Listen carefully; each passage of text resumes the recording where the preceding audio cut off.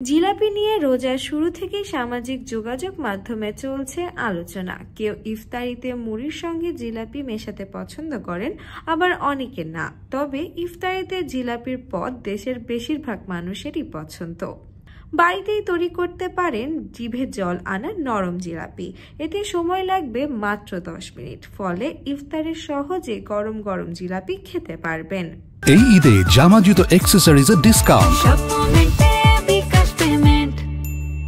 জিলাপি তৈরিতে যা যা লাগবে: ময়দা 500 গ্রাম, দই 100 গ্রাম, চিনির রস 1 কেজি, ঘি বা তেল 500 গ্রাম। অল্প পানিতে দই ও ময়দা ভালো মতো মেখে 8 থেকে 10 ঘন্টা ঢেকে রেখে দিতে হবে। এতে একটু হলুদ রং দেওয়া যেতে পারে।